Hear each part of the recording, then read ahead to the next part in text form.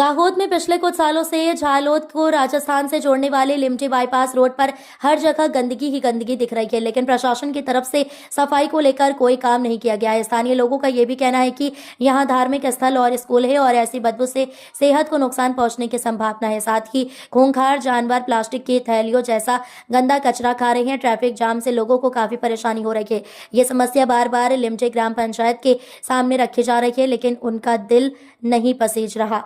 स्थानीय लोगों का कहना है कि जनता की मांग है कि तुरंत कार्रवाई की जाए। देखना यह है कि लोग कब तक गंदगी में रहने को मजबूर रहेंगे या प्रशासन लोगों की मदद के लिए आएगा।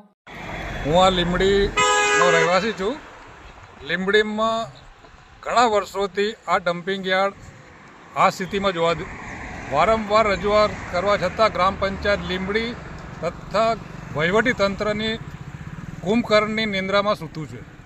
કોઈ પણ કોઈનું સાંભળતું નથી। વારંવાર જ ને આ દેખો મહારાજ કેટલા બધા ગાયો બધી દૂધ એનું જ દૂધ આપણે લોકો પીએ છીએ, બરાબર? એનો કચરો જ આ ખાઈને એનું દૂધ આપે છે।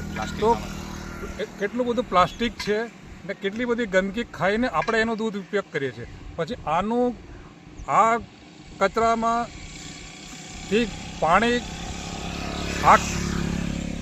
આ કચરો સીધો નદીમાં જાય છે। નદીનું પાણી પણ આપણે પીવામાં આવે છે, વાસણ ધોવામાં આવે છે।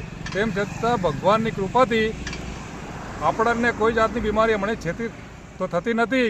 તેમ છતાં હજુ કશું કહેવાતું નથી, કારણ કે કોલેરા, મેલેરિયા, ચિકનગુનિયા, ટાઇફોઇડ જેવા મોટા રોગોની થવાની શક્યતા છે। જી આ કેટલા સમયથી આ કચરાનો ડમ્પિંગ યાર્ડ બનાવેલો છે? આ બહુ લાંબા સમયથી છે આ ડમ્પિંગ યાર્ડ। તો ડમ્પિંગ યાર્ડને આ લોકો નથી તો મરમ્મત કરતા કે નથી।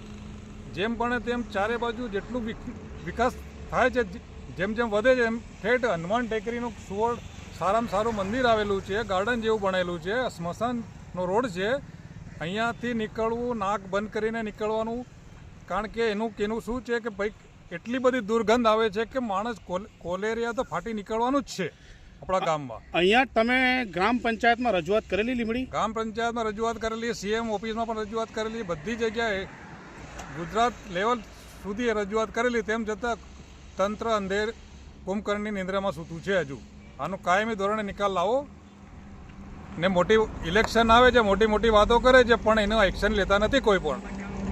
જે તે જવાબદાર અધિકારીઓ, જે તે જવાબદાર વ્યક્તિઓ ને મારે એમ લોકોને એવું જ કહેવું છે, આજે ગુરુગ્રામ લીંબડી બન્યું તાલુકામાં હવે ગ્રાન્ટ સારામાં ફાળવી છે લોકો। તો મારું એવું કહેવું છે એક ગ્રાન્ટનો ઉપયોગ અહીંયા થોડું સફાઈ માટે કરે, એના માટે હું આ લોકોને વિનંતી કરું છું।